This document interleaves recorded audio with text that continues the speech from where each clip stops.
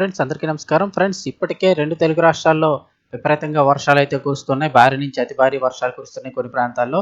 ఇటువంటి పరిస్థితుల్లో వాతావరణ శాఖ మరో హెచ్చరిక అయితే జారీ చేసింది.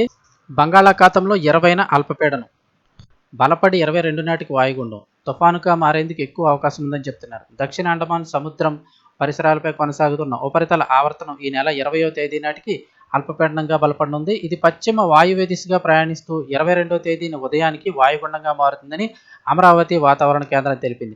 ఆ తర్వాత ఇది మరింత బలపడి తుఫానుగా మారే అవకాశాలు ఎక్కువగా ఉన్నాయని వివరించింది. దీని ప్రభావంతో రాష్ట్రంలో విస్తారంగా వానలు కురిసే అవకాశం ఉంది.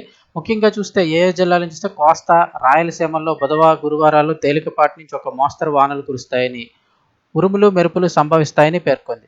ఈ నెల 20వ తేదీ నుంచి సముద్ర తీరంలో గంటకు 45 నుంచి 55 కిలోమీటర్ల వేగంతో, 21, 22 తేదీల్లో కూడా 45 నుంచి 65 కిలోమీటర్ల వరకు వేగంతో గాలులు వీచే అవకాశం ఉన్నట్లుగా చెప్పారు. ముఖ్యంగా మత్స్యకారులు సముద్రంలో వేటకు వెళ్లొద్దని విశాఖ తుఫాను హెచ్చరికల కేంద్రం సూచించింది.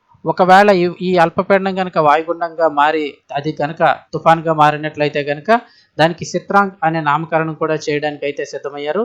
ఒకవేళ ఇది తుఫాన్గా మారినట్లయితే ఆంధ్రప్రదేశ్ అలాగే ఒడిశా మధ్య తీరం దాటుతుందని అధికారులు ఆల్రెడీ అంచనా అయితే వేస్తున్నారు. సో ఇది ఫ్రెండ్స్ అప్డేట్. వీడియో తప్పకుండా లైక్ చేయండి. లేటెస్ట్ అప్డేట్స్ కోసం ఛానల్ అయితే సబ్స్క్రైబ్ చేసుకోండి. Thanks for watching this video.